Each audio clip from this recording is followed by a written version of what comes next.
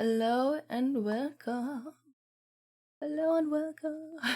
Sorry, I am very. I just woke up. I just woke up 2, 3 hours ago. Um, but yesterday I did a lot, so I'm very sleepy, very tired. But we have this book, and they're in a predicament, and I can't wait to find out what happens. I have some wonderful tea. This is very nice. It is very sippy sip. Oh my god, I'm so tired. It's fine. You know, we only have a couple chapters left. We have like 5 chapters left. No, 4. We have 7 chapters left, I think. What, 4? Yeah, 4 plus 3 is 7. We have 7 chapters left. I think we can get through them in the next 2 streams. And then, I don't even have the second book of this, so. I don't know. Let's see. Do I have the second book? I don't remember. I might. Anyway, let's just get straight into it. I don't really want to do any frills and talking. I want to just get straight into it. I haven't read today, so we'll see how this goes. Okay, everyone take a big yawn like you're warming up for choir. Take a stretch. I should have done this before, but you know what? It's okay. You can come along for the ride. Oh my god. I'm also having some spine issues. So we'll see how far we get into this today. Hold on, I can't deal with this. I have a knot in my hair. I need to get that out ASAP. I cannot not. If I do not get this out, then I will be messing with it so much.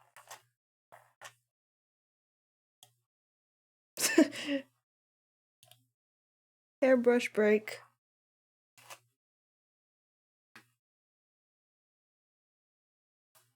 Okay, we're good. I don't need my hair falling out because I'm messing with a knot and just rip it out, of which I've done plenty of times before. But yeah, let's get into it. I'm not really in a talking mood, so let's just read. Let's just have words I don't have to think about. Okay. Chapter 26. Tryst location. Tryst? I think it's Tryst. This was indeed the right direction. The silver needle glimmed brighter with every step Moji took. Moji stopped before a servant's cramped quarters and slowed his quickened breath. He lifted pale and slender fingers and found that the ring's needle had reverted once again to the soaring snake pattern. Gumong was inside. If Gumong was drugged, then the strongest urge in his heart right now would inevitably be lust, and this room... Moji swallowed. This room was where he and Gumong had shared most of their trysts. Oh boy! There's a section break. Yep, we're going into a flashback. In those days, Muranglian had been shamelessly despicable. After their first great battle, he claimed credit for all of Gumong's battlefield achievements, and the Emperor had lavished rewards upon him while Gumong remained a nameless little slave in Wangshu Manor. Given the sprawling vastness of the noble estates, Moji and Gumong hadn't been able to meet once since returning from the battlefield. Moji held back and endured quietly as 1 month passed, then 2, until finally he could endure it no longer. It seemed that Gumong couldn't come visit him, so Moji donned a grim expression and deigned to pay Wangshu Manor a visit. At first, he intended to use the excuse of discussing military matters with Muranglian to catch a glimpse of Gumong. However, the housekeeper said that Muranglian was cultivating in seclusion at this practice field. He wouldn't emerge for a while yet. Cultivating in seclusion, huh? Okay. If Mo Gongzi doesn't mind, why not take a stroll in the back gardens? We can arrange for an attendant to come with you. Then please ask Gumong to come along, Moji replied with complete poise. We're more or less acquaintances. More or less, I'll say. This request was not an unreasonable one. Gumong happened to be free, so the housekeeper sent for him. When Gumong entered the great hall and laid eyes on Moji, he was struck somewhat dumb. Mo Gongzi and Murong Gongzi mixed as poorly as water with fire. Moji gracing Wangshu Manor with his presence was more shocking than a visit from his elderliness, the emperor himself. Okay, Xiao Zhu won't come out for another 2 hours yet. You must accompany Mo Gongzi on a stroll through the manor grounds, the housekeeper instructed Gumong. A pause. Of course, he replied. Moji glared at him, then lightly looked away. Wangshu Manor consisted of 7 compounds. The first 5 bustled with activity, while the last 2 were reserved for gardening and the cultivation of spiritual herbs. Herbs or herbs? Which one do you guys say? Herbs or herbs? I kind of go back and forth between them. I can't decide. Rarely did any servants go back there. Gumong followed Moji as they walked from the front courtyard to the back. Along the way, he played tour guide for Wangshu Manor's scenery and described the layout of the grounds. They acted overly distant and courteous with each other, to the point that no guards or servants who passed noticed anything unusual about their conduct. Only Moji knew his own impatience. He wanted very much to talk to Gumong alone. He wanted to look into his eyes and devour this man, who still belonged to Murong Leon, with his bare hands without leaving a drop of blood or scrap of bone. Wow, what a sentence! But he had to hold on. To the left is the Qin room, where the young master plays in his leisure hours. There's a 5-string Jiao Wei Qin made from the wood of a foxglove tree left by the old master. As they walked even further into the gardens and the passerby grew ever rarer, Moji's heart began burning hotter, as if even his blood had been set aflame. When they stepped into a medicine garden, they were finally entirely alone. There are 765 types of medicinal herbs in this garden, Gumong said, including. What they included would remain a mystery, because the young Master Mo in front of Gumong suddenly stopped in his tracks. Gumong didn't notice and kept walking, bumping straight into his broad back. Moji turned to gaze wordlessly at him. What's up? Gumong asked hesitantly. Don't you... Moji's expression was wooden. Clearly he craved and adored Gumong beyond measure, but when Moji stood before Gumong and his nonchalant gaze, he found himself woefully unsure.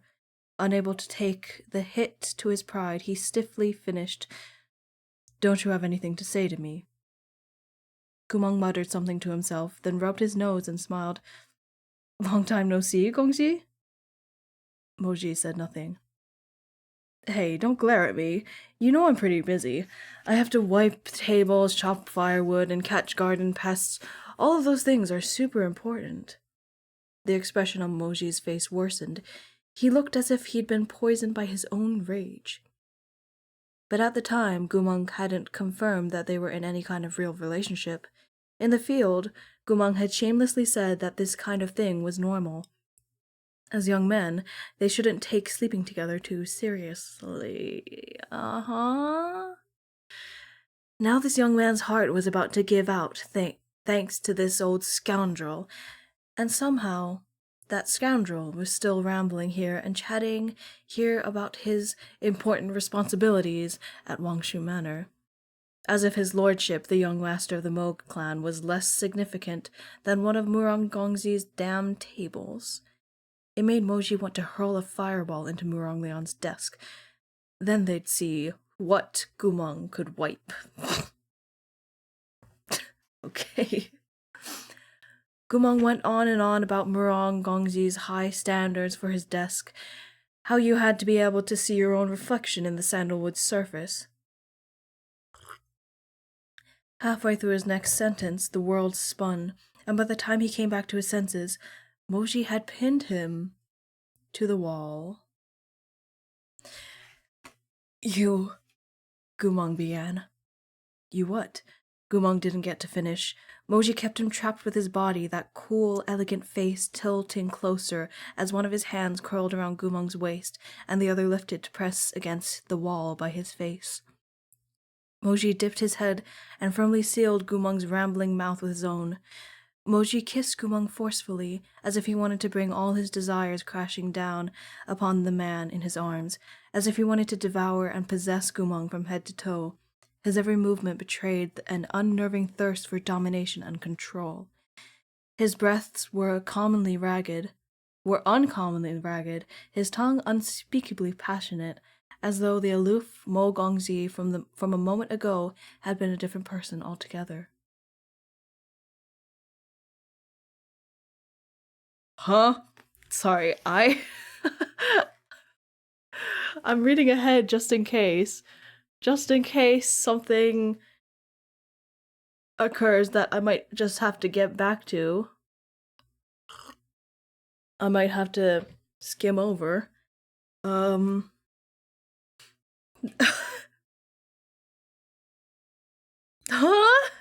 Sorry, okay. I think it's okay for now. For this page at least, holy shit. You're crazy. This is Wangshu Manor. Amid their entwining kisses, Gumong came back to his senses. He tore himself violently out of Moji's hold as his wet lips opened and closed. Someone will see. Gumong pulled with too much strength, and Moji made no attempt to defend himself. With a muffled sound, his arm was dislocated. Holy shit! Gumong hadn't expected that Moji wouldn't resist, nor that he would emerge the dubious victor in this scuffle. He was instantly mortified, and he swallowed hard. All right. You're crazy, I admit defeat. I was in the wrong, all right? I'll help you pop that joint back in. Just casual dislocating of limbs. Gumong reached out, wanting to help Moji realign his shoulder, but the young master ducked away and refused his touch. He only continued to stare at him fiercely. Taka, Gumong wheedled, I'm begging you, let me pop it back into place, okay? Otherwise, when Xiaoju comes in and sees that his guest's been injured and asks me how it happened, what am I supposed to say? Gumong stuck to his act, this rascal who was invincible, and the smoke of war was even more incandescently infuriating off the battlefield. It's not like I can say I did it, can I? Moji made no sound. His face was still icy aloof, but upon closer inspection, though he was as yet still in control, a dangerous emotion was surging in the depths of his eyes. After maintaining his rigidity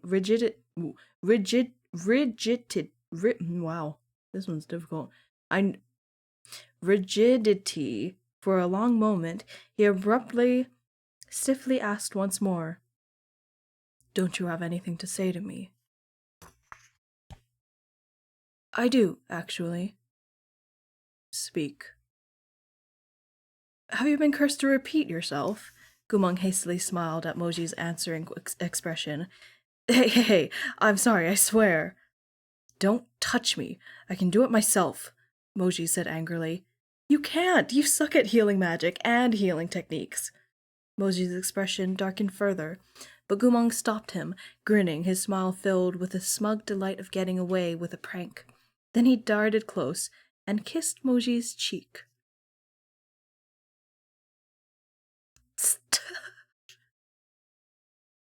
Stop. Okay. Moji didn't move. How come my princess isn't reacting? Gumong murmured, stroking Moji's chin. Another kiss, then. Only after he'd paid for his mischief with many more kisses did Mo Gongji finally, and very unwillingly, let Gumong realign the joint.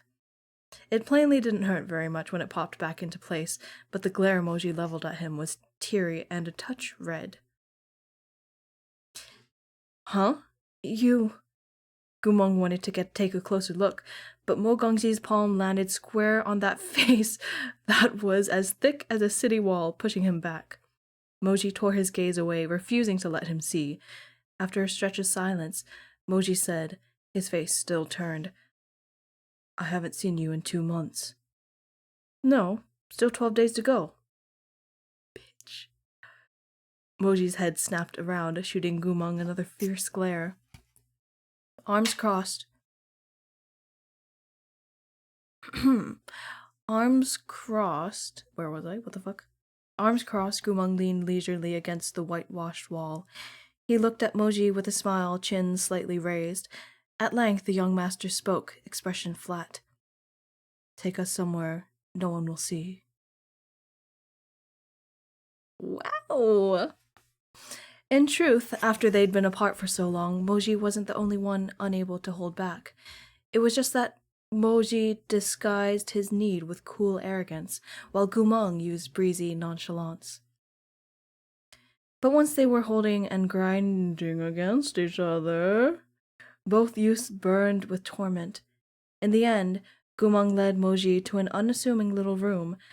As hints went, this was way too obvious, and almost as soon as they entered, Gumong was shoved hard against the wall. The dark windowless little room was soon filled with their low panting and sound of soft kisses. Alliteration. Hang on, let me read ahead a bit.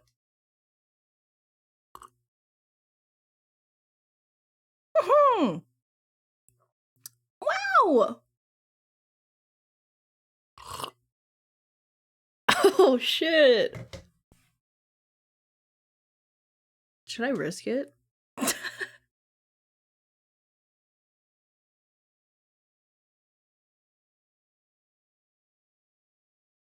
Oh my god.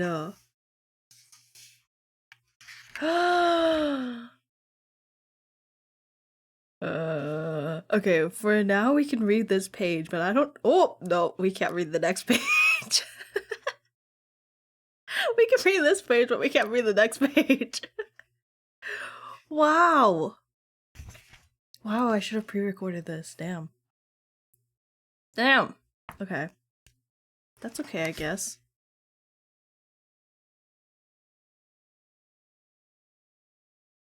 Wait, should I just record the last couple of chapters? Because actually no, I think it's just this one. Yeah, I'm pretty sure it's just this one and just this part. Well, if you want to read it, I guess get the book. I might splice it in the VOD. But we'll see.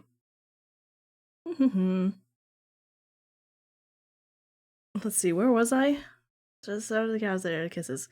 Just as Moji was biting and sucking on the side of his neck, Gumong opened his eyes. Even as the tide of desire rose, he still remembered to gasp.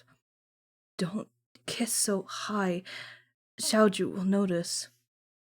Mentioning Muranglian at this moment was clearly not a wise decision. Moji stilled, as if powerfully restraining some terrifying impulse. Gumong panted beneath him, and after these few beats of stillness, he was roughly turned around, his belt pulled free. Moji seemed to be wrestling with some colossal grievance, as he pressed Gumong against the wall to furtively kiss his cheek, his nape, and eventually that slave collar in which Muranglian had bound him.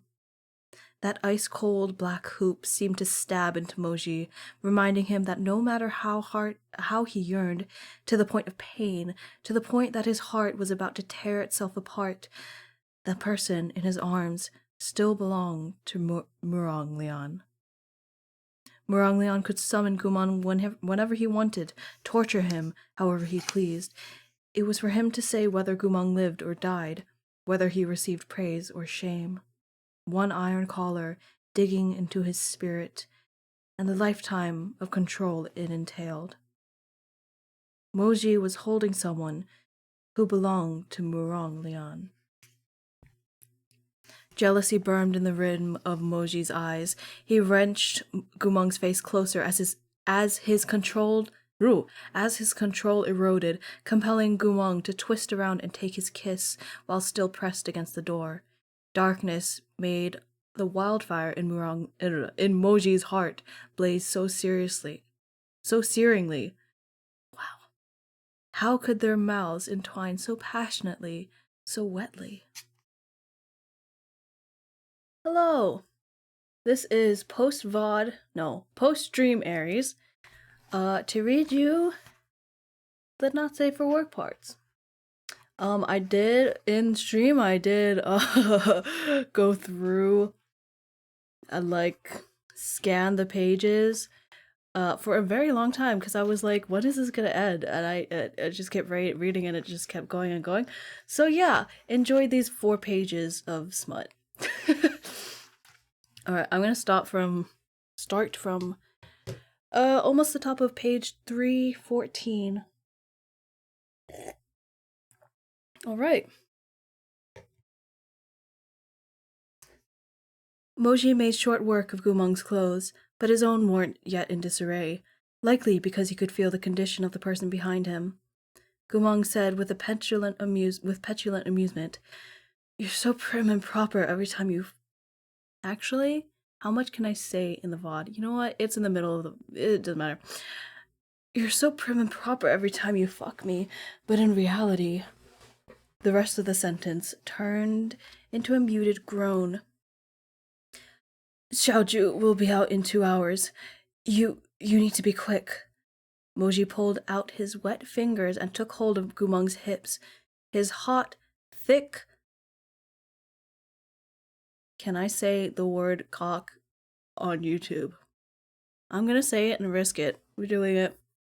His hot, thick cock rubbed between Gumong's legs before suddenly thrusting in. "Ah!" Gumong cried out, instantly going limp. He barely managed to stay on his feet by gripping the door. He could vividly feel the heat and girth of Moji's cock throbbing within him, as if it were about to burn him from the inside out. Panting in low rasps, Moji grabbed Gumong's hips and began to fuck him, standing there against the door.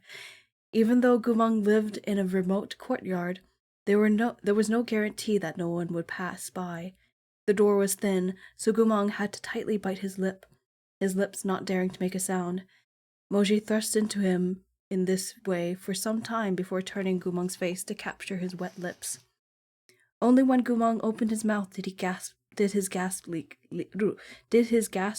out. Those sounds seemed to provoke Moji further, and the movements from behind him grew more urgent, pounding audibly against his ass.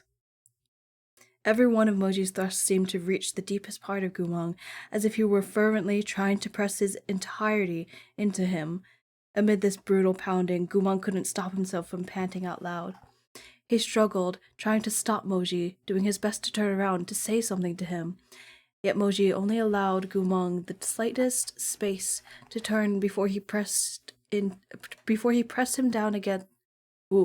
Yet Moji only allowed Gumong the slightest space to turn before he pressed him down again, without giving him the chance to speak. He lifted Gumong's legs from the front and, as if unwilling to wait a moment longer, rubbed his burning cockhead against his still gaping hole before driving aggressively back in. Too deep. It's too deep. Moji. With his legs held up like this, Gumong was viciously yet silently fucked by this young man, who usually looked devoid of all desire.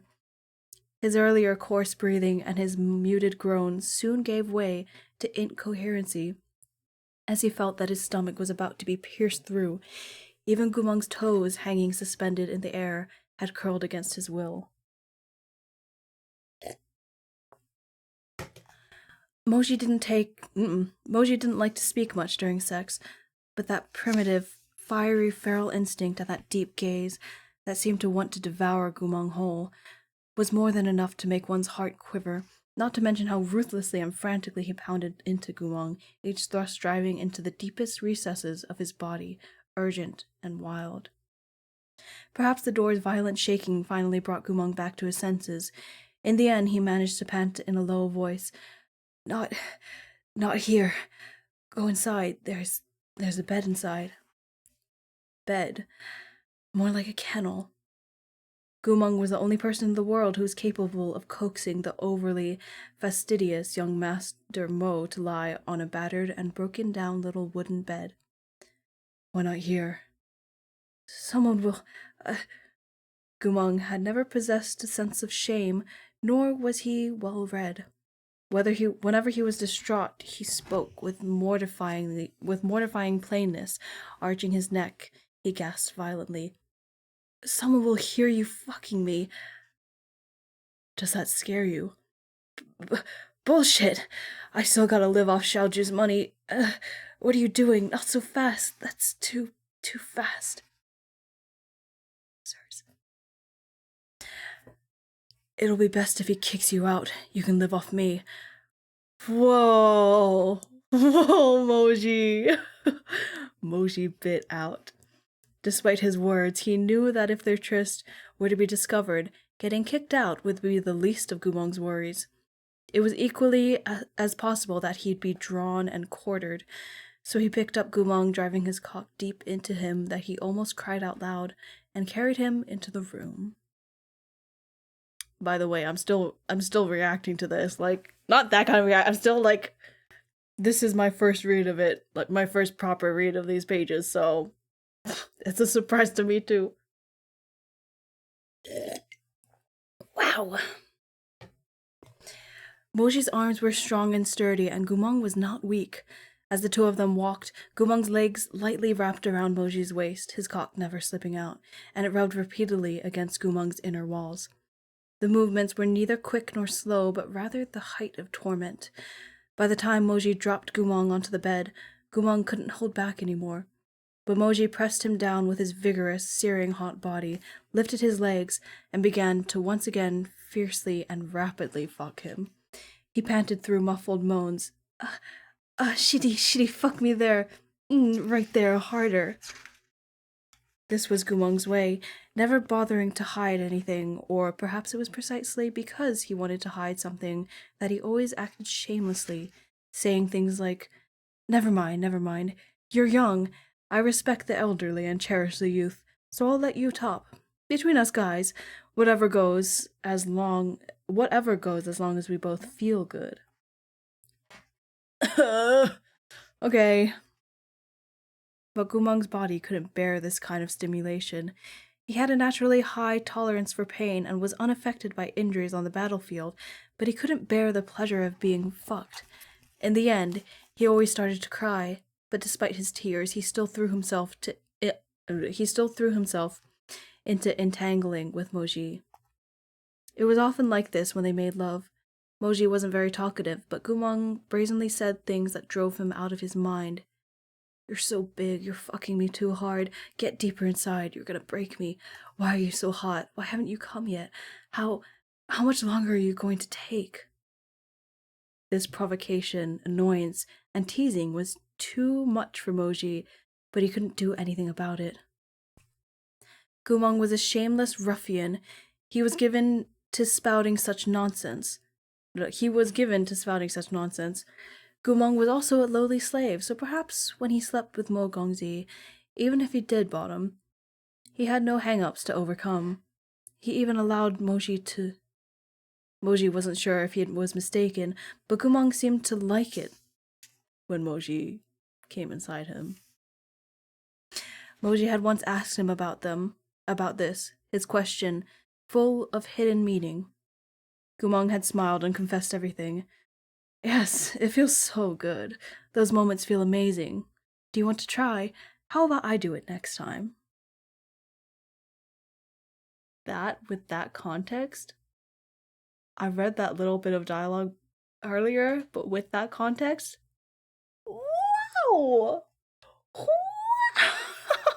Wow! Oh my god.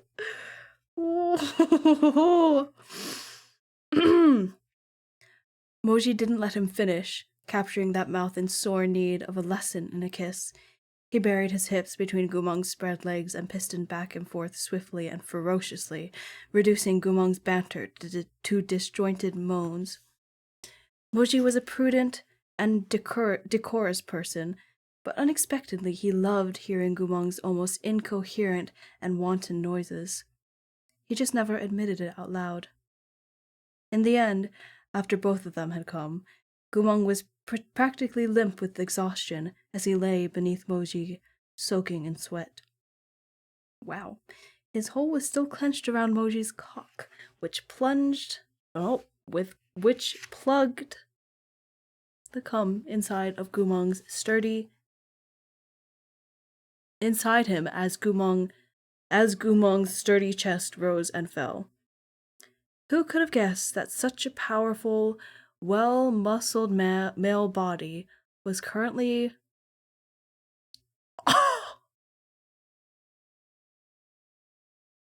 This is too much even for me. Who could have guessed that such a powerful, well-muscled male body was currently pumped full of another man's cum? And that are those 4 pages. That is that. And, yeah, holy shit! Holy shit! That was nice! Oh, I can't wait for the second book. I know there's more of this. I might have to pre-record all of the second book. I don't even know how much is smut and how much is not smut in the next books. But if... oh, shit. But if all the smut is like this, definitely have to pre-record it. Oh man. Oh man. Okay, back to the stream, VOD. Woo! Woo-doo-doo. Okay.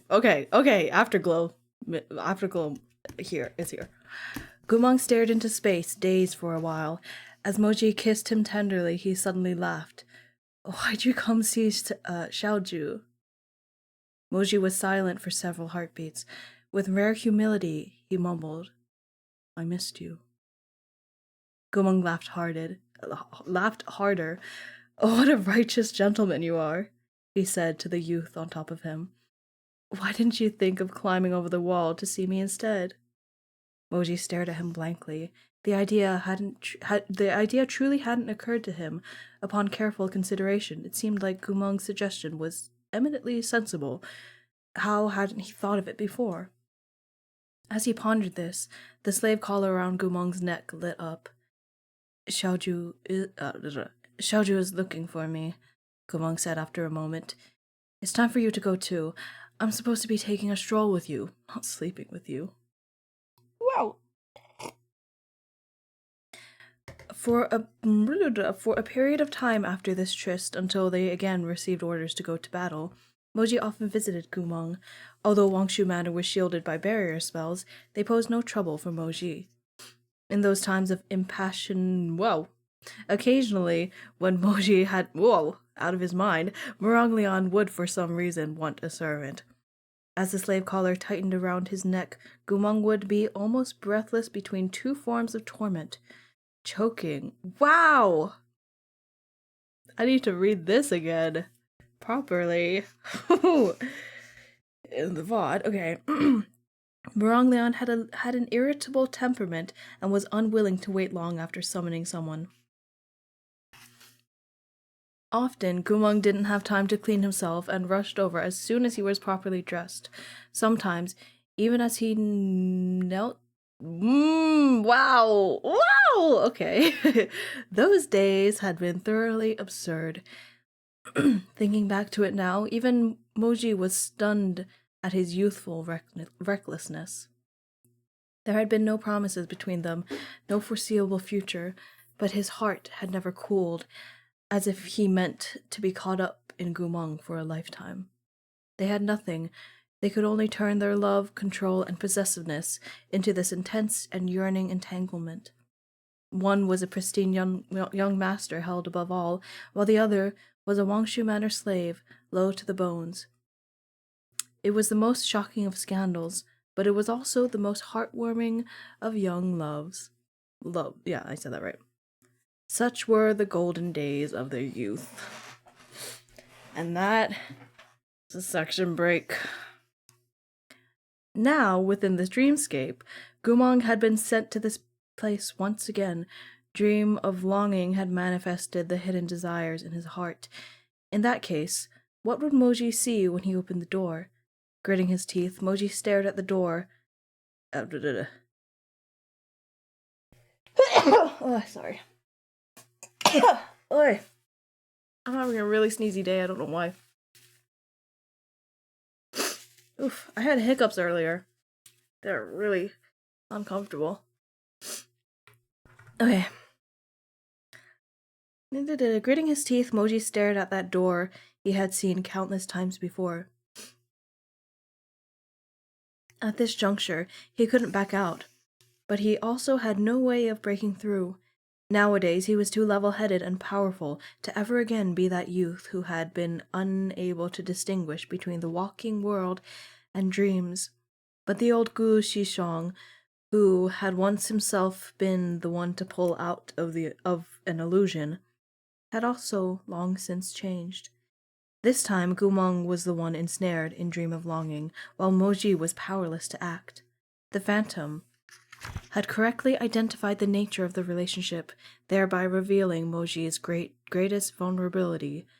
Under these circumstances, if he reacted to Gumong and Gumong's thoughts were stirred, then dream of longing would become more powerful and drag Gumong even deeper within it. But if Moji didn't react at all, Gumong would, in all likelihood, still be tormented out of his mind. The phantom had drugged him, and Moji knew what that medicine would do if Gumong wasn't granted relief or antidote in time. So, before the Emperor's reinforcements came, all he could do was his best. He would stall for time and try to keep Gumong lucid. Moji thought this over briefly, then lifted a hand, pushing the door open.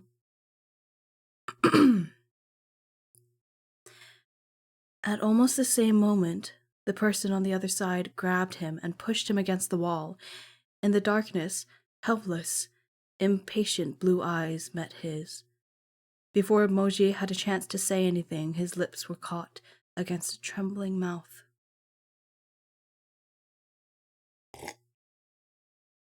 Alright, and let me just read ahead again. Oh, that's the end of the chapter, by the way. The next chapter is called Inescapable Desire, so you can imagine what I'm expecting from this. Wait, is there a time skip? Ooh, never mind.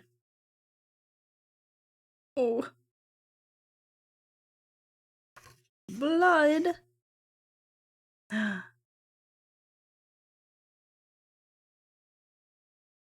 Okay.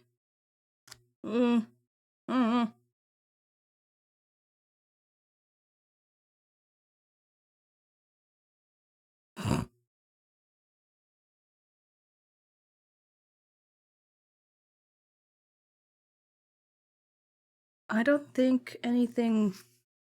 I don't think he actually does anything to him.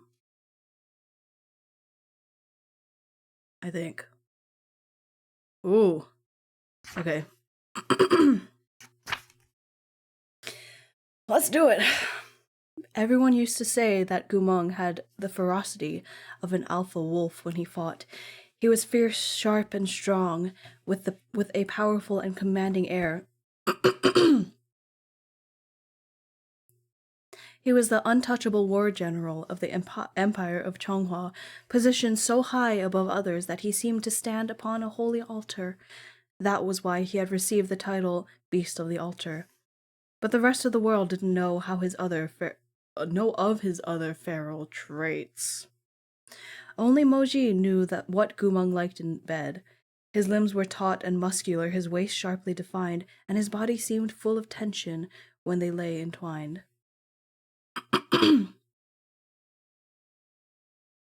When they had been inseparably entangled together, he had moved to kiss Moji countless times, trapping Moji deep within that wet warmth. But it was different now.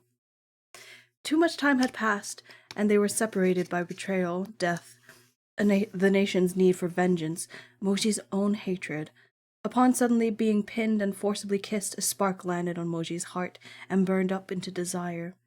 The final emotion that flickered there, however, was fury. Moji briskly grabbed Gumong, burying his fingers firmly in the man's hair knot. The scent of blood came from between their mouths. Snap out of it! A fireball ignited in his hand, illuminating the room. It was still just as Moji remembered, a tiny windowless nook that belonged to a slave, with everything in disarray. A waist-high pickling jar by the bed served as a makeshift bedside table, and a rounded bottle filled with wildflowers was placed on top. That's so cute! Oh my god. Bear with it. It'll be over soon. Gumong's mind seemed to have already been completely overrun by the illusion. He gazed blankly yet hungrily at Moji for a stretch, as if he couldn't understand a single word Moji had said. Then he leaned in once more, wanting to kiss those pale, thin lips. What kind of goddamn medicine had that phantom given Gumong? Physically, he had recovered so well that if Moji let his guard down, even the slightest bit, Gumong would break free.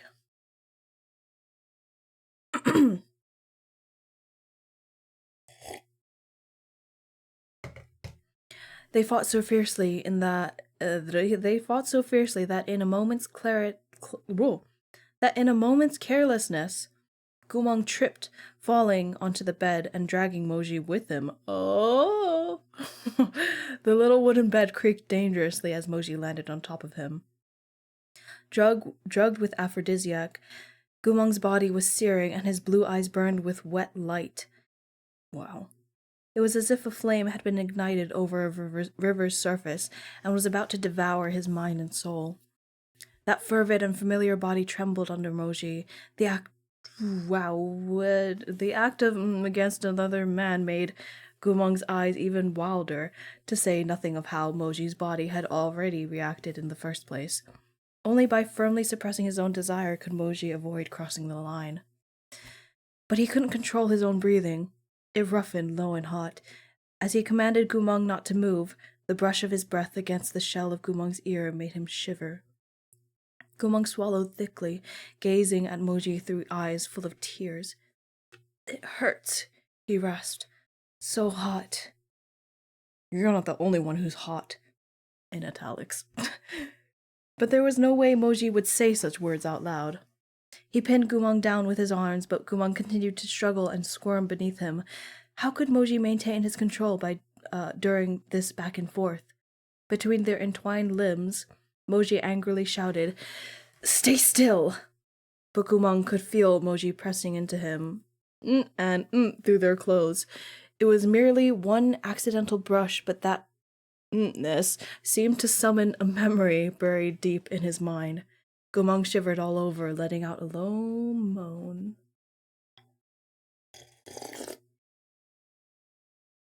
At this soft noise, the pure, austere Jihujin felt painfully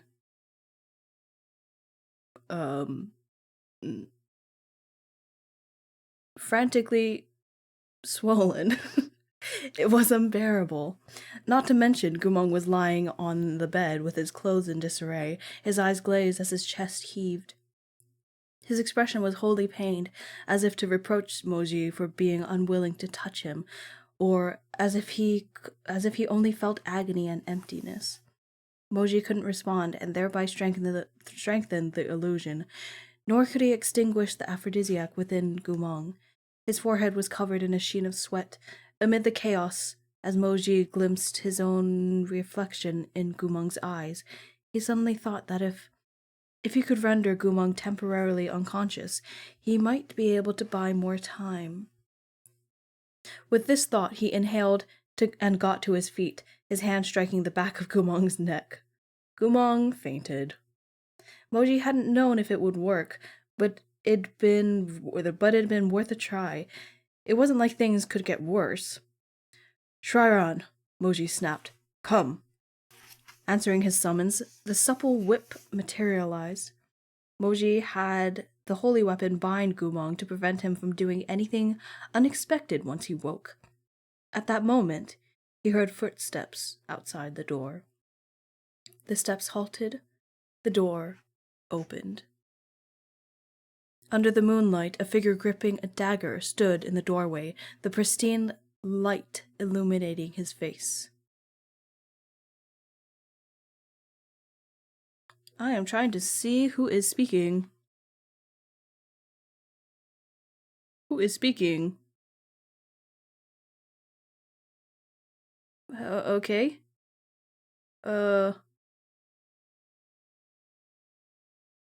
I think. Okay.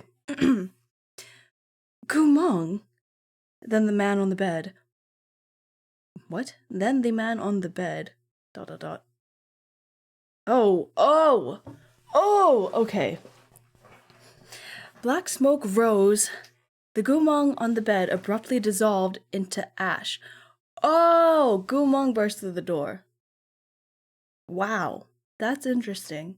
So this was your fucking desire speaking, my guy. Oh shit. Wow! Gumong on the bed abruptly dissolved into ash, and Shrairon fell limp like the shed skin of a snake. He was an illusion of your own creation. Ooh, he was an illusion of your own creation. With a cackle, the phantom's voice came again. It seemed omnipresent, issuing from no discernible source. You're the one who listened to me as I guided you into thinking that Gumong had been drugged with an aphrodisiac. You imagined Wangshu Manor, and you imagined him, Jihujun. You've only ever experienced Dream of Longing as cast by common cultivators of the Lao Kingdom. You've never entered a dreamscape as powerful as mine. Did you think it would be enough to simply maintain composure? Did you think you were invincible, so long as you refused to believe what you saw? The laughter echoed ghoulishly around them. How naive. Come now, look at the Gumong before you. He's going to kill you soon. Is he an illusion or is he real? Can you tell? The phantom's shrieking laugh was filled with a sadistic delight of toying with a victim. Do you decide he's an illusion or shatter him? Or do you decide to show mercy? He laughed harder. True matters of Dream of Longing force you to guess. You'll live if you're all right, die if you're wrong. Come, aren't you going to strike? Oh, this is such good flavor. Oh my god. Gumong's dagger met Shrairon in a blaze of red gold sparks. Oh, by the way, Jihujun, did you know? Your old paramour cultivated with the methods of the Lao Kingdom and took my demon-strengthening pill. Despite his useless spiritual core, he can fight with marvelous chi. As the phantom's words echoed in his ears, Moji exchanged more than 10 fearsome blows with Gumong. Gumong's face was devoid of emotion, his expression ice-cold, just like it had been after he defected, when he appeared astride his horse as the Lao Kingdom's commander before the armies of Changhua. Absent as bygone affection. The longer you stall, the more strength he'll regain, the apparition snickered. Jihujun, this passive approach of yours is hopeless. He's the beast of the altar, not the runt of Changhua. Shrairon wound around the black blade of the dagger, but with a flick of the blade's tip, its flow of spiritual energy was cut off. The blade flipped to stab Moji. The light of the dagger illuminated Gumong's face, like a silk ribbon flashing past his eyes. I'm sorry, I did not register that. Okay. Okay. Moji cursed inwardly, leaping backward. Blade transformation. Shrairon whipped back into his palm.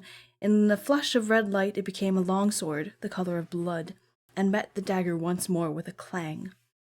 Moji gritted his teeth. Over the clashing of dagger and sword, he gazed at the emotionless face mere inches away. Was it an illusion from Dream of Longing, or was the real Gumang sent to meet him? The phantom laughed wildly. Come on, with your ability, you could easily kill him for real. Stab him in the chest, why don't you? He cackled. Why don't you stab him? If he's real, he'll die. Wouldn't that be just what you wanted? A traitor, a turncoat. Come, Jihujun, what are you waiting for? Kill him! Yes, Gumang was a traitor. He had killed so many civilians and slaughtered so many soldiers. He had made those who had believed in him fall to the deepest depths. He had defected from his motherland and surrendered to the Lao kingdom. But hadn't he also been the commander who elevated what was now the foremost imperial army of Chonghua? With his own blood and tears, with his very life, he had led them scrambling out of the hellish smoke of war. It was Gumang who had brought his brothers crawling back, who had returned the bodies of the dead. He'd seen hope, he'd seen the future, and so he had roared, enduring it all to say, Come, everything's okay. You've named me General Gu, so I'll bring you home no matter what. I'll bring you home. Ow! Ow! Home when he doesn't even have a home! A crowd of dirty cultivators, a slew of orphan slaves. With his loyalty and devotion, Gumang had hoped to grant his dead comrades and brothers an honorable and respectable burial, securing them gravestones inscribed with their names. But Chonghua had refused. The nobles had refused.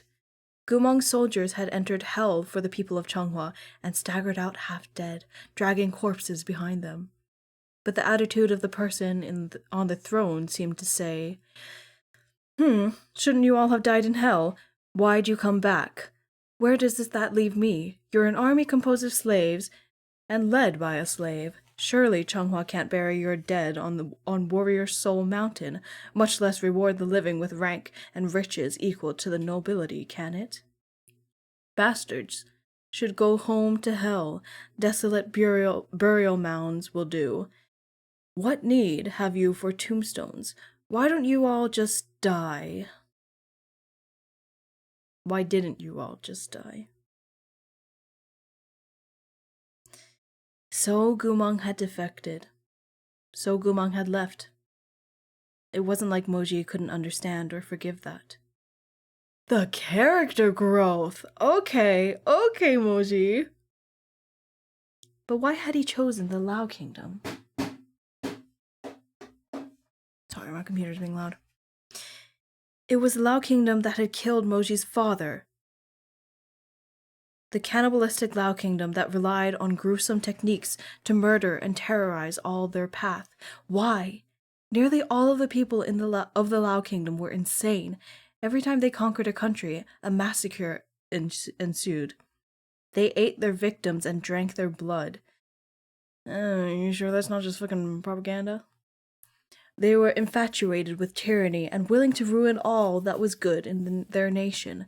Why did he insist on choosing the Lao Kingdom? For revenge? For hatred? Or was it because the Lao Kingdom was one of the few great nations able to rival Chonghua?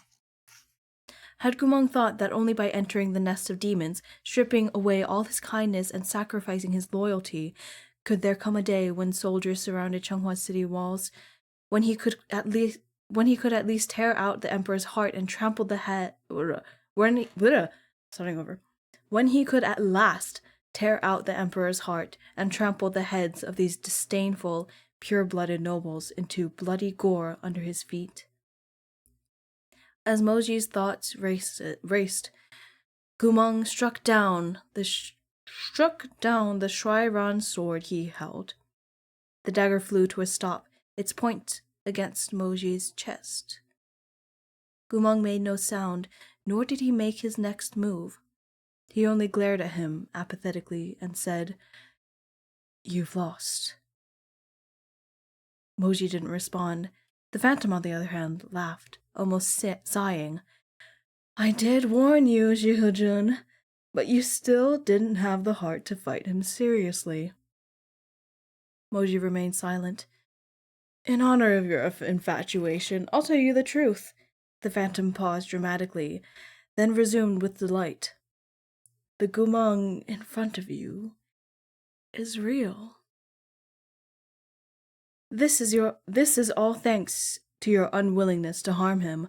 Otherwise, I'm sure he'd be no match for you, but he laughed again. You're still attached while he's indifferent. Right now, Gumang is under the control of his malevolent chi and only listens to me. If I wanted him to kill you, he wouldn't hesitate. His voice meandered unhurried, blurring the lines between true and false, forcing you to make difficult choices.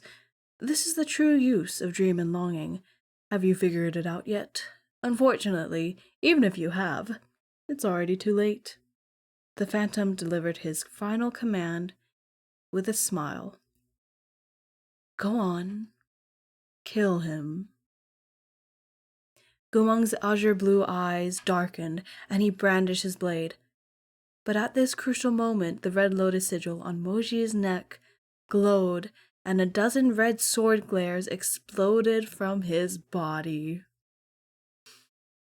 Wow! Caught off guard, Gumang turned to dodge and shattered a good few of the swords flying at him.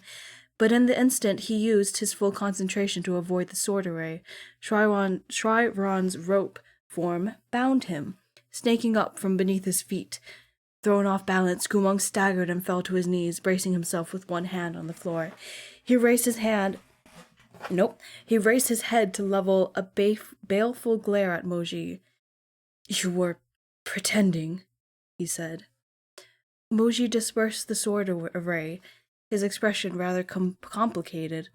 He stepped in front of Gumang, spiritual energy flowing in his palm, and made Shrairon tie Gumang tighter.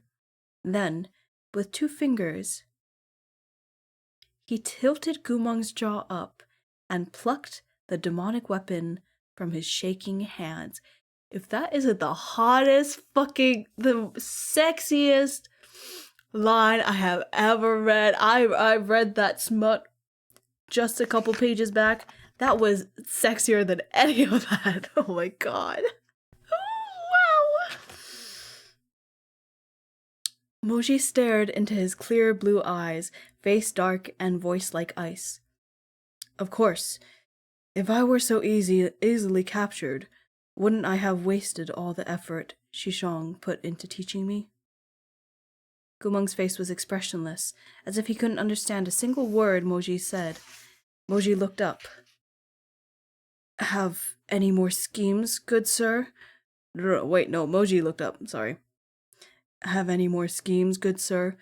Why not try one of those next? The phantom sneered. Of course, Before he could finish, the surrounding dreamscape shook. The phantom was clearly shocked. Moji heard low cursing reverberate throughout the illusion, but it continued to dissolve. Moji, the victor is yet to be determined, the phantom hissed. You can't hope to catch me. Don't celebrate too soon. Moji looked unworried. It seemed that the Emperor's reinforcements had finally arrived. Within the illusion, bricks and tiles began tumbling down one after another, but they didn't hurt Moji. Once someone attacked the dream of longing from the outside, it could no longer be maintained. The vision before them twisted and warped. With a crash, Wangshu Manor shattered into thousands of pieces, and the scene disappeared without a trace. Shihajun!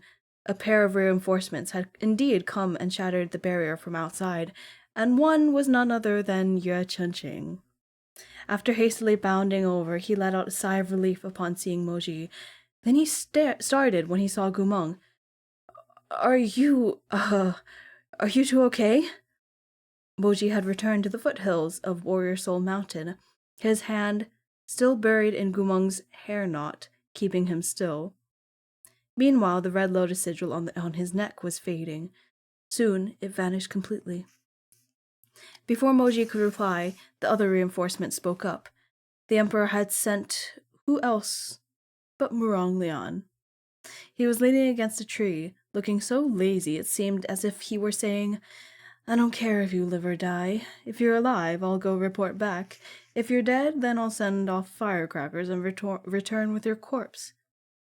He was even holding his pipe, taking a leisurely puff of ephemera and exhaling diaphanous smoke. Diaphanous? That's a pretty word. I like that word. Why wouldn't they be okay? He asked. Aren't they dawdling around right here in front of you? Yue Chunqing wanted to say something, but Muranglian beat him to it. This traitor is so very talented, he said as he sneered at Gumong. I tortured him until he was on the verge of death, yet now he's somehow lively enough to escape prison. No one said a word. Jihujun, this lord can't help but feel suspicious, given how quickly he healed. Could it be that you've been taking care of him in secret? Muranglian asked sarcastically. Moji had no desire to speak to this lunatic. He turned to ask Yue Chunqing, why are you here as well? His Imperial Majesty said, I've been your Deputy General for 2 years. I should at least have some experience with Lao Kingdom techniques, so he made me come. Yue Chunqing's eyes widened. Jihujun, have you already found the R-wordist? Moji glanced in front of them. There was a cave up ahead. Casting Dream of Longing required potent spiritual energy, and it couldn't be deployed too far from the spellcaster. Right in there, he said. There was no time to lose, so the three of them ventured into the cave. Yue Chunqing glanced at Gumong several times and finally said, Jihujun, you're using Shuai-Run to bind him. When we met the R-wordist later, what will you fight with? Shuai-Run is not my only weapon. But Shuai-Run is your favorite. How about this? Why don't I find you something else to bind him with? Yue Chunqing scratched his head, digging around in his Qiankun pouch and producing a flashy gold immobility talisman. Use this. It's made by the Yue clan, and it can... If it's from your dad, put it back, Moji said. Ad in progress. Are you kidding me? Okay, let's give it a second. I really have to go to the bathroom, but we're almost done with this chapter. We are almost done with this chapter. 10, 9, 8, 7, 6, 5, 4, 3, 2, 1. Happy New Year! Hi, welcome back. You didn't miss anything. I didn't read ahead while that ran. Okay. If it's from your dad, put it back, Moji said. The spiritual energy of those talismans is unmanageable. Using them is a headache. Yue Chunqing hesitated. My fourth uncle made it, not my dad. Seeing that, Moji said nothing further. Yue Chunqing cupped the immobility talisman in his hands like a jewel and skipped happily toward Gumong. Gumong stared at him. I'm a little scared. If they really do look like wolf eyes. Yue Chunqing rubbed the back of his neck, too afraid to make direct eye contact with Gumong. He clasped his hands together twice in greeting. Wolf Daga, my apologies. Fucking Wolf Daga? Insane. Gumong glared viciously at him, his eyes darting back and forth as if to say, You dare? Yue Chunqing's courage outweighed his skill. With a slap, he stuck his fourth uncle's talisman right onto Gumong's forehead.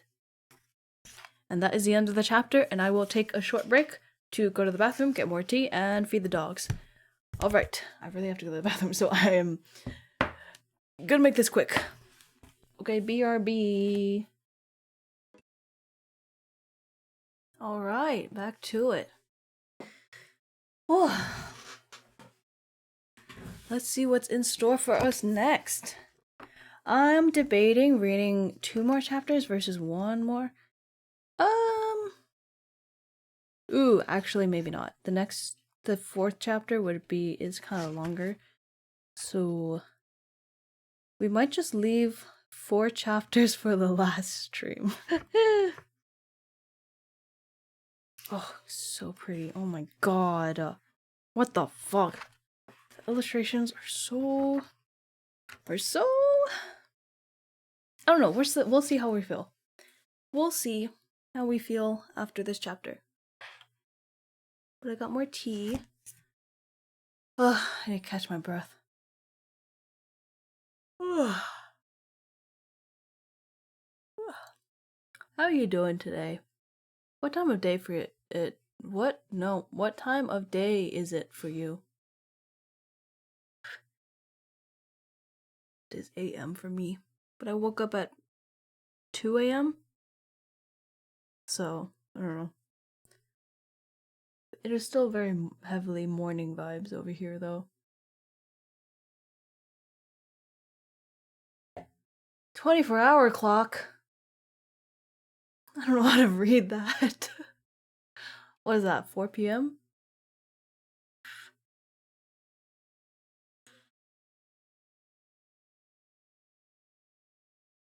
Nice. I was right. Oh my god. First try. Let's go. Boy. My back is a little sore. I was mentioning I had spine issues. I woke up with spine issues. It was really bad. It's like spine and gas issues. Okay, here's the thing. I think I had gluten yesterday, but it was worth it because those spring rolls were so good.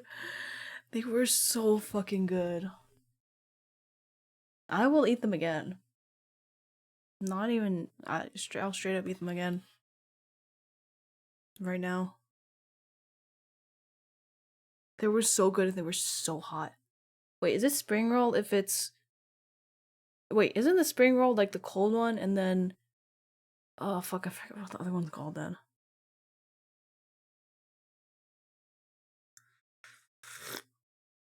But the hot one. So good. It was so yummy. It was so yummy. Okay. Chapter 30. Ghostbusters. This is gonna be fun, isn't it? Oh boy.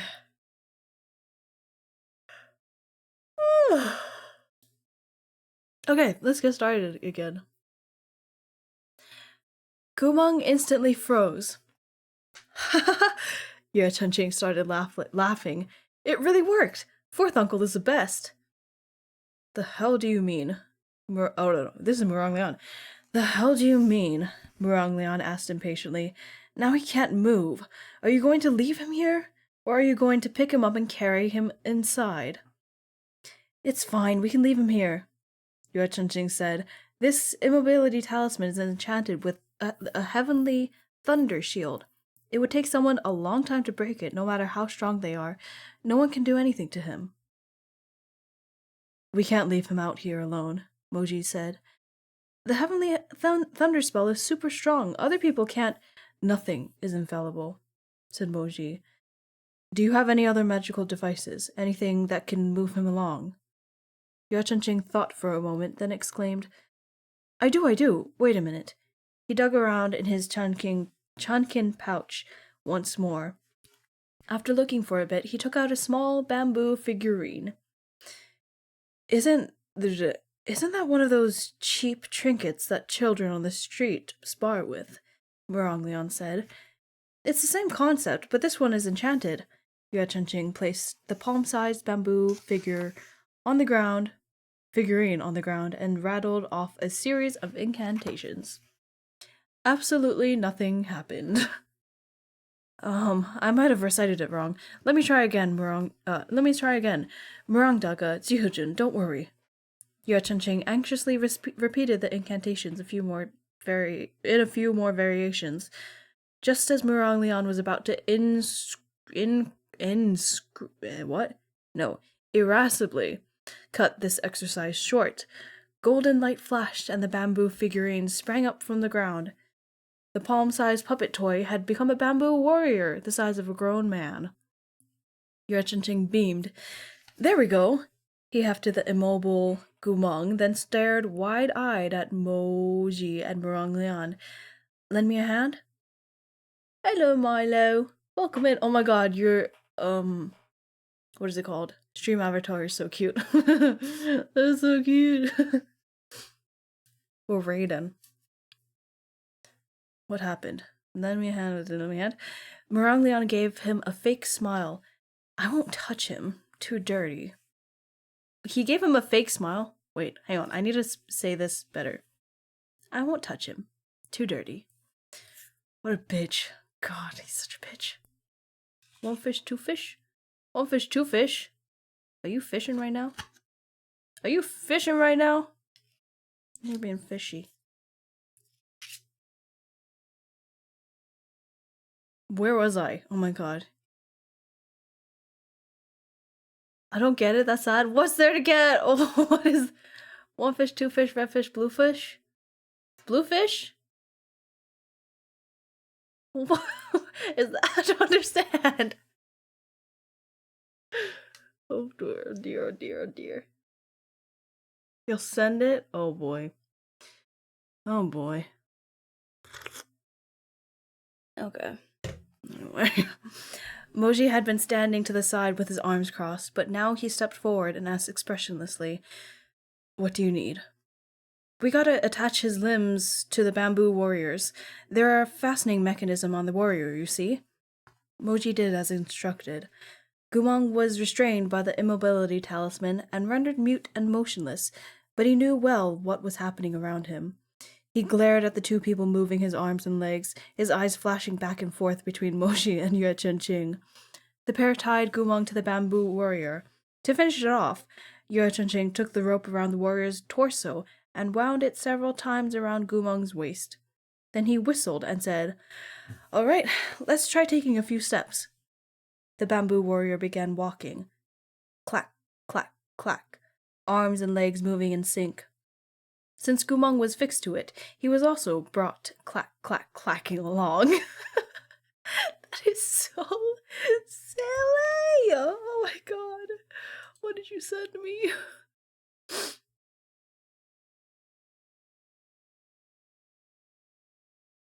Oh dear, how long is this?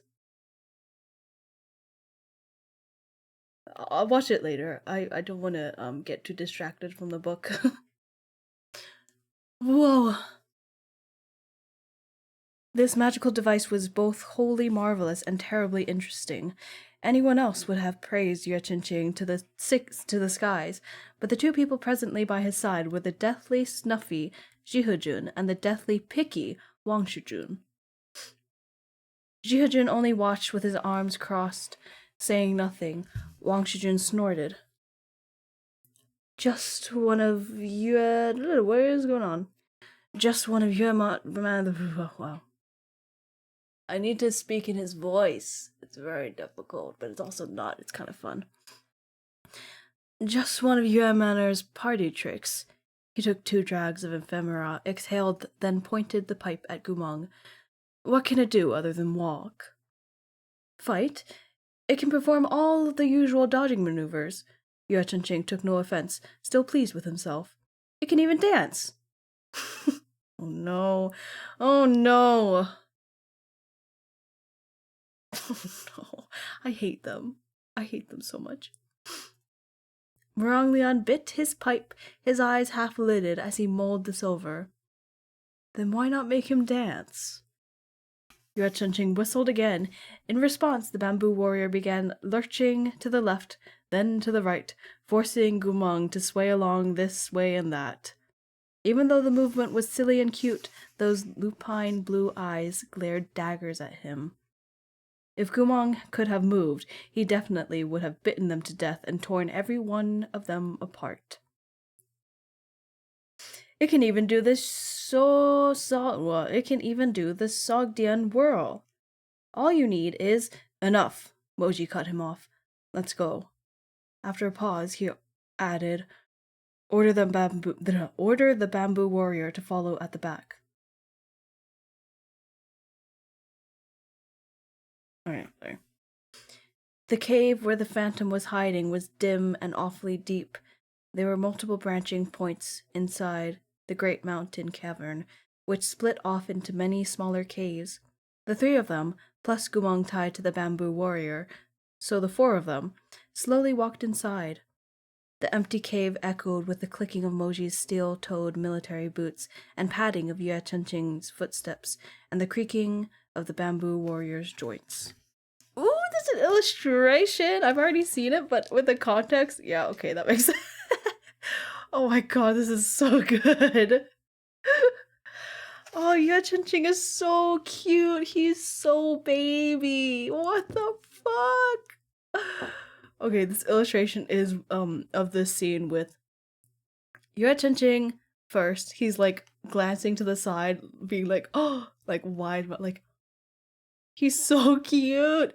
And then Moji going like this. Well,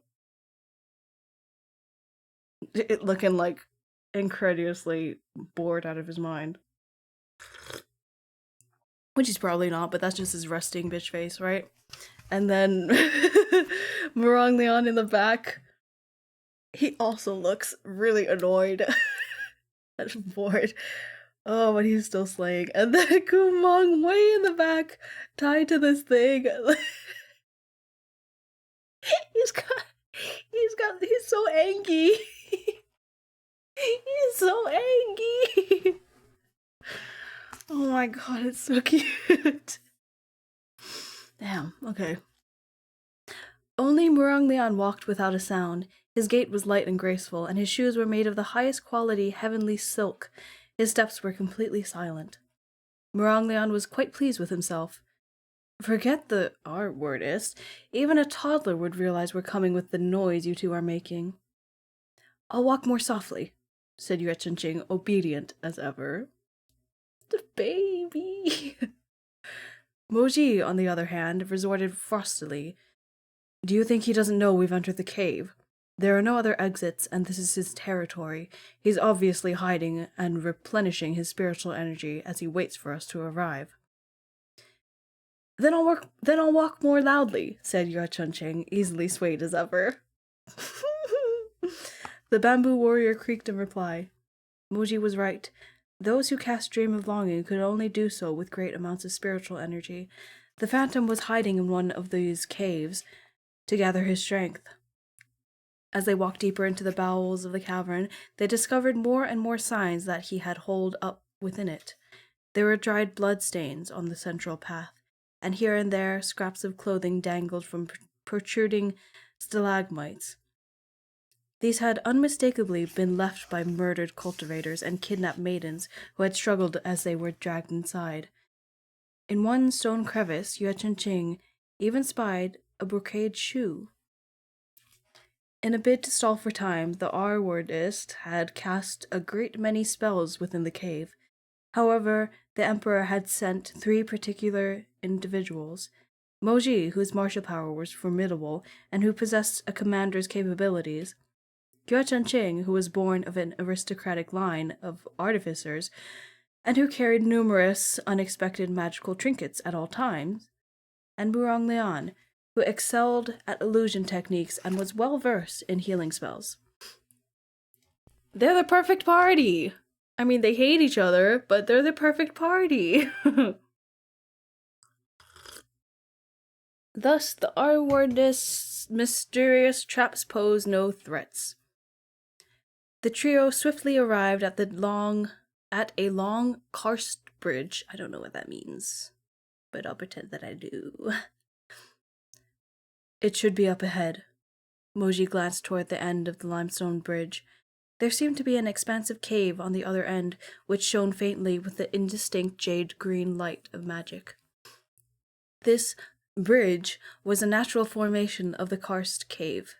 It did span from one side to the other, but it was entirely comprised of spirit stones that protruded from the depths of the underground lake below. The stones varied in size and distance, and were perilously slippery and withal? Someone look that up, I don't know what that means. Moji glanced beneath the bridge. The soaring stone pillars were at least 100 yards tall, which with a rushing river beneath. Rushing river beneath. Listen, I have a very difficult time pronouncing my R's really correctly, kind of. A short span like this was no issue for this group. It was only... He turned to Yue Ching. Is the bamboo warrior skilled at Qigong? Literally lightness technique, the martial arts skill of moving swiftly and lightly through the air. Okay, good to know. Yue Ching shook his head. Moji frowned and gazed at Gumeng, who was still tied to the bamboo warrior, looking murderous. But I think I can order it to jump like a Jiangxi. It can probably hop across the gaps between the pillars. Jiangxi is the reanimated corpse of dead humans. Their limbs are locked in place due to rigor mortis, meaning they can only move directly forward, hopping with their arms outstretched in front of them. So it's like a Chinese jumping vampire, or I guess zombie-esque. I don't know. People call it different things in Western terms, but it's just a Jiangxi. It's a reanimated corpse. It is what it is. Here was a major point of connection during the 2 years Yue Chengqing and Moji had been stationed together. Deputy General Yue Chengqing liked to use words such as maybe, I think, and probably, while Commander Moji generally only accepted terms such as certainly, definitely, and absolutely. Consequently, Moji glanced at Yue Chengqing and did not authorize the use of jump like a Jiangxi. He only said, all of you follow your own. What? All of you follow on your own. Then, with one hand, he grabbed Gumeng by the lapels and rose into the air, his robes billowing. Moji was extremely strong, and his Qinggong foundation was outstanding as well. Before the echoes of his instructions had died, he had already swept far into the distance, fluttering like a black kite. Oof. Yue Chengqing was stupefied. Wow, so skilled. Muranglian scoffed. What's so impressive about that? In this way, the four of them crossed the 100-yard-long karst bridge. When they looked back the way they came, all they could see was a distant shadow. Moji set the bamboo warrior on the ground without a glance at Gumeng. Let's go, he said to the others. As expected, this was the deepest cave in the entire system, filled with stalactites and stalagmites. The jade-green light of magic they'd seen was coming from a cluster of rock formations in the center of the cavern. Just as they were about to enter, Yue Chengqing, who was always peering around, shouted in alarm. Look! There are wards over there! A fireball lit up in Mochi's palm. With a wave of his hand, the flame flitted up to hover above the lofty cave wall at which Yue Chengqing pointed. Illuminated by the firelight were several rows of crooked handwriting scrawled on the cave wall in muddy red ink that looked like blood.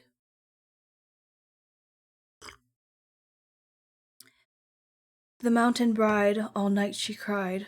First she hates her helpless fate, second hates her ill-starred face. Third, her parting does she hate, a lost love left too late. Garbed in scarlet, crowned in gold, once she laughs, face warped by hate. Twice she laughs, blood streaks her face. Thrice she laughs, and with that last, forever steals your fate. Yue Chengqing mumbled each word aloud. He had just finished reading and opened his mouth to call the others. Just as he finished reading and opened his mouth to call the others, he heard a soft giggle from behind him. He whipped around. Without the slightest warning, the tip of his nose bumped into a ghastly pale face. Ah! I'm not going to scream it, but Yue Chengqing screamed, leaping high into the air and scrabbling backwards. His vision cleared At some point, a dozen female corpses, garbed in red robes and crowned in gold, had slunk out of the shadows between the stalagmites. He'd been standing in front of one of them, so he'd come face to face with it as soon as he turned. General Mo, help! And then he screams again, because he's a little baby. I love him. I love him so much. Yue Chunqing was a cultivator, but he developed an abnormal fear of ghosts after listening to too many horror stories. He shrieked miserably on and on, trying to move his legs and run away, but because he was terrified, he fell to the ground with a crash. With his bugged-out eyes and sunken cheeks, he resembled nothing quite so much as a screaming gopher. Oh my god, I love him. The corpse gazed at him, equally motionless. Robes embroidered with gold and phoenixes and butterflies fluttered in the chill wind of the cave. Yue Chunqing swallowed several times. A realization dawned upon his numbed mind. Aren't you Zizi from the tea house? He cried. Miss Sui was expressionless. The dead woman's face possessed a dull, stiff tranquility. After a moment, she giggled again. Hee hee. 2 lines of bloody tears slid down from her staring eyes. Ooh, spooky. Once she laughs, face warped by hate. Twice she laughs, blood streaks her face. Thrice she laughs, and with that last forever steals your fate. Remembering the words on the stone wall, Yue Chunqing's head rang. He shouted to Moji, who was already fighting the other corpse. Ah, Jihajin, hurry up, don't let her laugh a 3rd time, or she'll steal my fate! The response he received was Muronglian's pipe rapping against his head. As it turned out, he was standing close by. Incensed by Yue Chunqing's ear-splitting scream, he remorselessly rapped him many more times and left a pipe full of ashes on the boy's head. You blithering idiot! Don't you know how to fight on your own? He snarled. It's just a jiangshi. But I'm afraid of ghosts. Still wailing, Yue Chunqing wrapped his arms around Muronglian's thighs without warning. Muronglian had no words. At that moment... Sorry. Straight ahead a little bit. Fucking love this guy so much. At that moment, Miss Sui drew back her scarlet lips and began her 3rd giggle. He my ass! The corpse had no chance to finish her last giggle, because Muronglian rudely... This was Muronglian! Okay. Because Muronglian rudely shoved his pipe into her mouth. He looked down at Yue Chunqing, clinging tight to his pant leg. Why are you hugging me? Hurry up and let go. That's the end of the chapter. Oh, glorious chapter. That was so fun.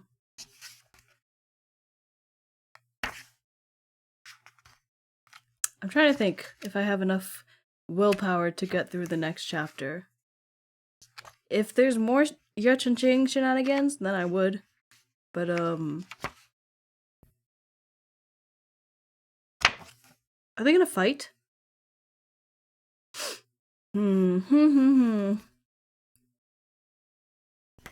I think... Damn. I think I want to because the next chapters are kind of long and I don't want to push myself too hard on the last stream for this. So I think instead of pushing myself later, I think I'll just push myself a little now. My throat's fine so far. I have plenty of tea. Let's continue. Let us continue. Chapter 31. Don't touch him. What could it mean? What could it mean? Let's find out. Yue Chunqing's soul was on the verge of dissolving. Only after Muronglian gave him a few more kicks did he pathetically release him. It was exactly like the tales of Li Qingqian's exorcism at Maiden's Lament Mountain, a crowd of women in dark red robes and golden brocade shoes materialize endlessly out of the shadows, wearing miserable smiles and weeping tears of blood. More and more corpses filled the cave, emerging from the darkness, from behind stalagmites, and even rising from the water's surface. Ooh, that's even more spooky. Moji and Ruanglian each dealt with their own respective sides. As Yue Chenqing watched them draw further and further away from him, he found himself wanting to cry. Xiujun, Murongdaga, what should I do? He asked shakily. No new corpses were appearing near him, but he was surrounded by jagged and shadowy terrain. What if there were more evil, bloody eyes staring at him from the darkness? Such is the nature of reality. When you least desire, what you least desire is most likely to occur. The dreaded, hypothetical almost always come true. Accordingly, just as this terrifying thought occurred to Yue Chenqing, he felt hairs rise on the back of his neck. He slowly turned and saw, hidden behind a stone outcropping, half of a deathly pale face with 2 bloody tear tracks. Spooky. The woman was leaning against the stone and stared right at him. Yue Chenqing shuddered. He felt like his thrumming head had exploded. In times of great terror, people often call to the one they trust most. The words that tumbled from his quivering lips were, fourth uncle! Yue Chenqing's 4th uncle wasn't here. Of course he couldn't save him. Only after Yue Chenqing had sat quaking for some time did he remember this fact. Even if he kept shouting, "4th uncle, save me!" his only companions in this cavern were the heartless Muronglian and Moshi. He was free to choose either one. Meat Bun, you are being so sassy right now. Meat Bun is the author.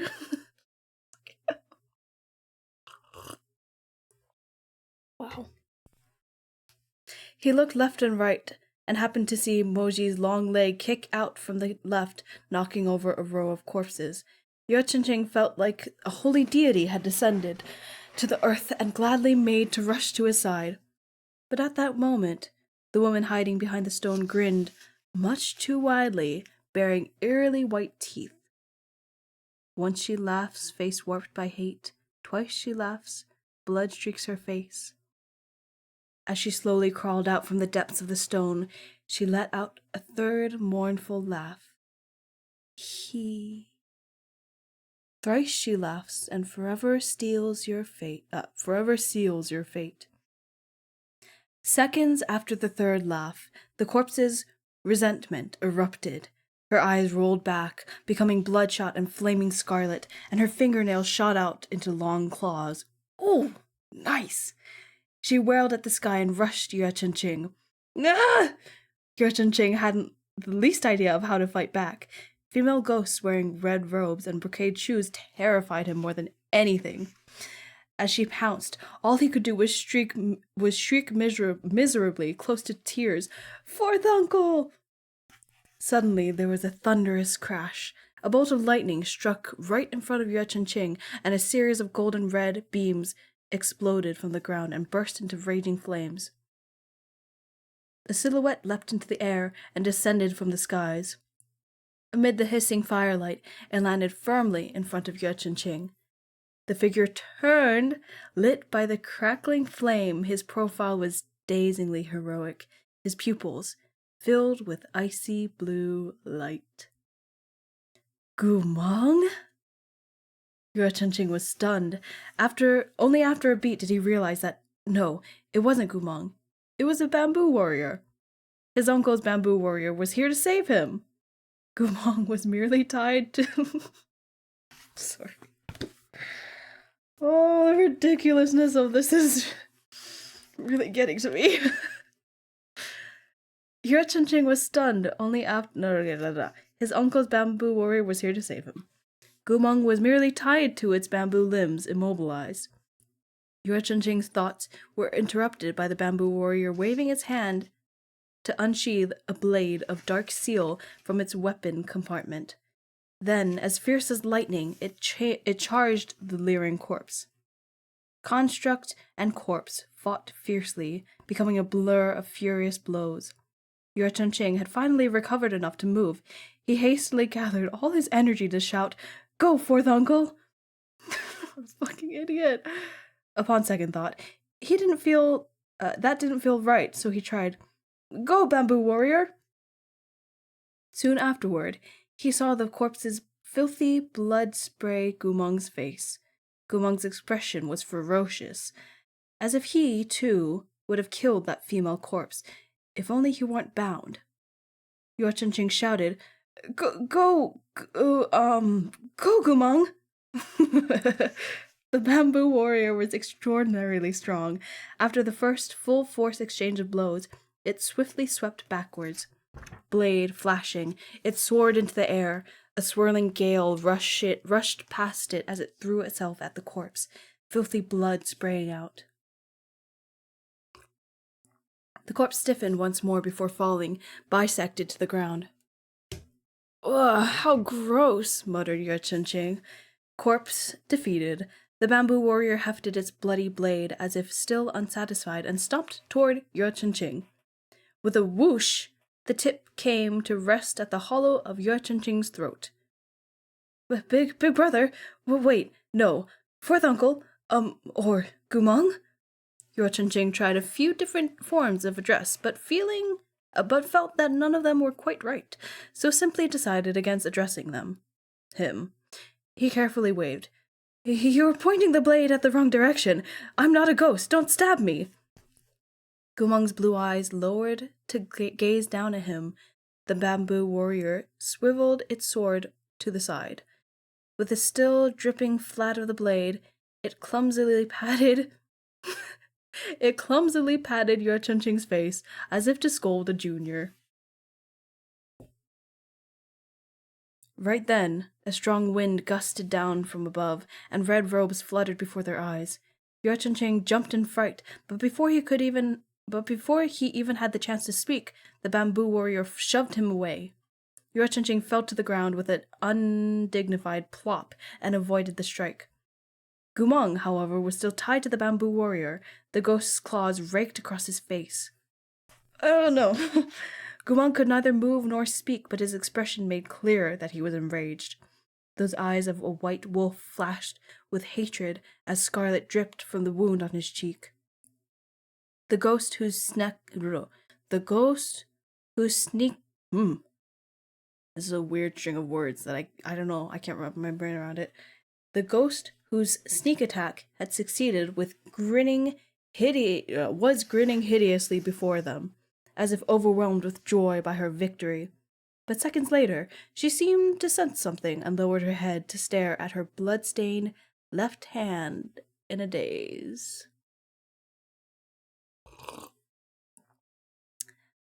In the next instant, her features twisted into a mask of alarm and horror. She cried out, holding her hand and wailing unintelligibly, yet piteously at Gumong. She seemed to be begging Gumong for something. Yue Chunqing's astonishment hadn't yet sunk in before an even more shocking event occurred. When Gumong remained unresponsive, the ghost fell to her knees with a thump. Reaching out with sharp nails of her right hand, she snapped off her left. Oh my god. Yue Chunqing didn't know whether he should be disgusted or bewildered. That "oh my god" was written. He said that, but also I did say that as well. We are saying this. We are one and the same. The pungent stench of rot and blood rushed up into his nose, nearly making him vomit. The corpse, however, was undeterred. She picked up her severed limb and offered it to Gumong with a shaking hand, the very image of someone preemptively punishing themselves in a plea for leniency. All the while, soft sobs of "ah" issued from her mouth. Gumong's blue eyes moved, fixing upon that bloody limb. Yue Chunqing wasn't sure if it was a trick of the light, but his eyes seemed to become paler. "Eh? What's with this breeze? Yue Chunqing was stunned. Is it getting windy? The wind rippled outward from beneath the bamboo warrior's feet, beneath Gumong's feet. Despite the malice in Gumong's expression, his killing intent wasn't especially potent, so the wind wasn't terribly strong either. Nevertheless, as soon as it blew past them, the corpses were struck dumb. At length they began screaming and shaking as they knelt unsteadily on the ground with their heads lowered, unmoving. In the blink of an eye, all the corpses had fallen to their knees, facing Gumong. Guys, what the fuck is going on? Guys, what the fuck is going on? What the fuck is going on here? What the fuck is going on here on this day? Yue Chunqing hadn't yet realized what was happening, but Murong Lian's eyes were wide. The color drained from Moji's complexion. But he was looking not at the corpses, but at Gumong's face.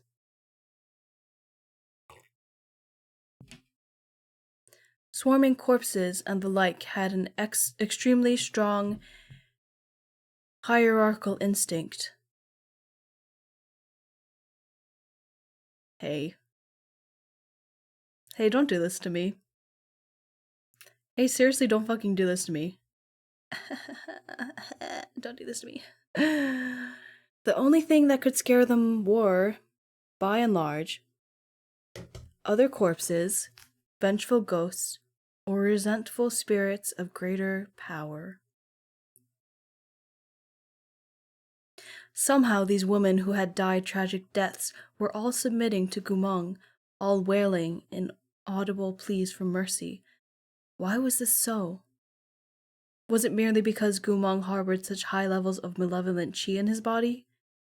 Gumong seemed incredibly irritated, his blue eyes darting to and fro. Though he made no sound, the direction of the wind changed. The ghosts emitted ululating?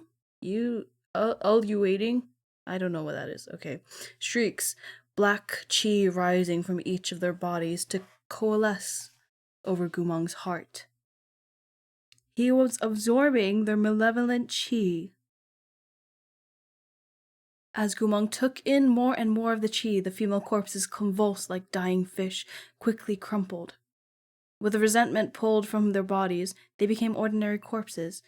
Some who had died long ago rotted and withered upon the loss of their resentment, turning into blackened, putrid piles of bones. Some who had been murdered recently retained visible hints of the beauty they had possessed in life. Yue Chunqing endured his disgust to peek at the corpse nearest him. It seemed to be the woman named Yu Nyang, who had gone missing from the first brothel. When Murong Lian saw what was happening, he strode forward and grabbed Gumong by the neck, gnashing his teeth. I knew it! You liar! You were colluding with that man who escaped from Lao. What are you planning? But after swallowing the malevolent chi from all the corpses, Gumong was like a wild beast that had eaten its fill. His head slumped, and he closed his eyes and fell asleep on the bamboo warrior, entirely insensible to Murong Lian and his wrath. You! Murong Lian grew enraged, but as he was about to tighten his grip, a hand stopped him. He whirled to see Moji's face in the shadow of the dim cave. Moji grasped Murong Lian's wrist, not saying a word as he slowly moved it down. Moji looked quite courteous and said nothing inappropriate.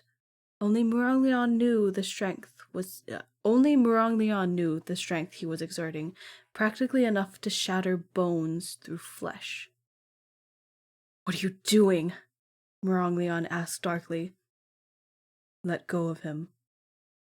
Murong Lian's nose wrinkled with rage. He's an accomplice! He isn't, Moji said. Isn't? How isn't he? Didn't you see how a drop of his blood made that corpse snag off her own arm? Didn't you see how a single glance from him made them all kneel? Didn't you see how he took all their corpse energy for himself without...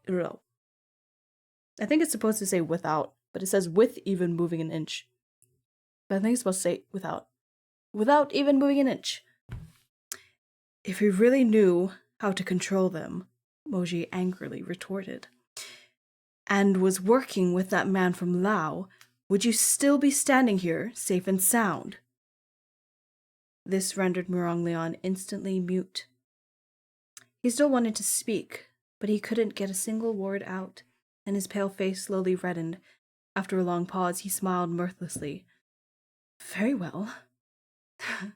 You're the unreasonable one. You're defending him. I think you've wholly forgotten what he's done, how cunning he is, how skilled he is at... Muronglion spat his last word. Lying. His character, Moji said, is nothing you need remind me of.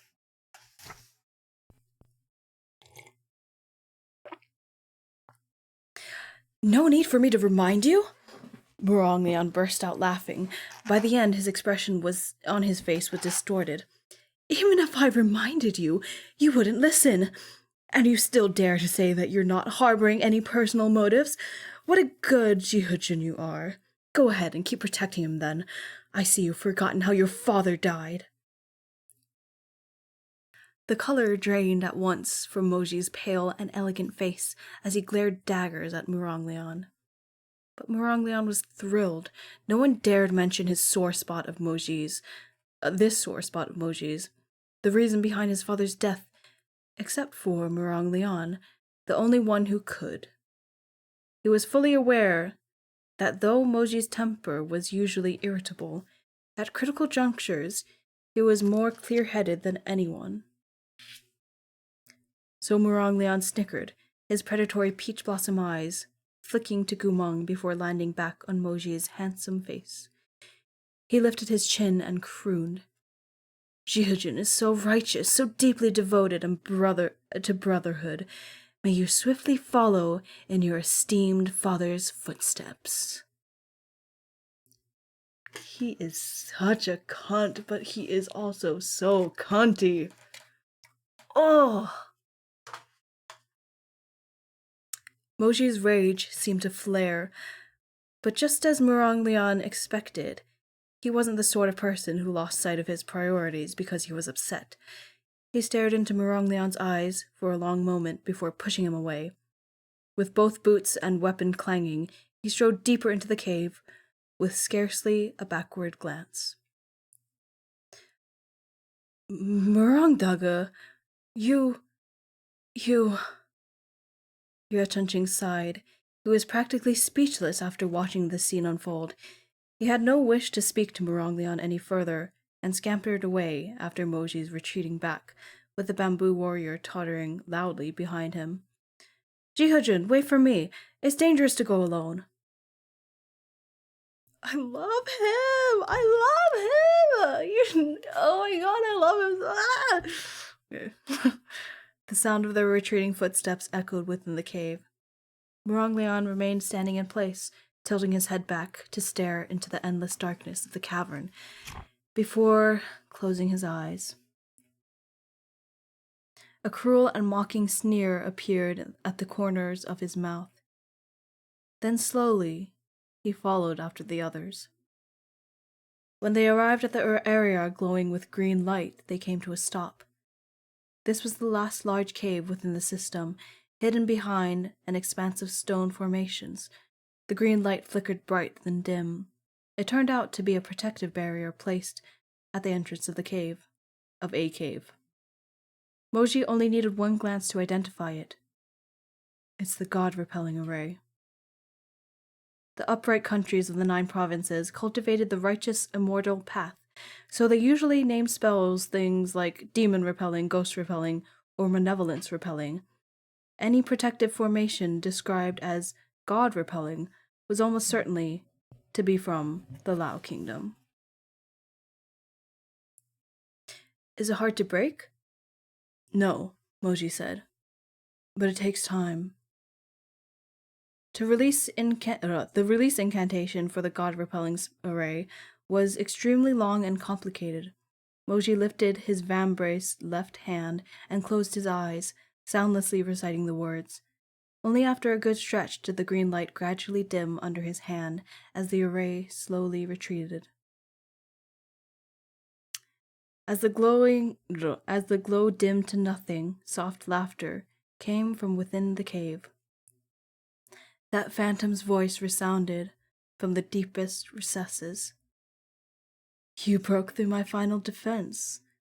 Pausing, he continued in an eerie tone. Then, honored Shenjun, welcome in.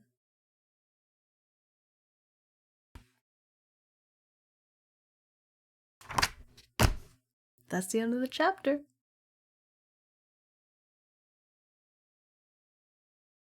That's it for today. And we have 3 chapters left.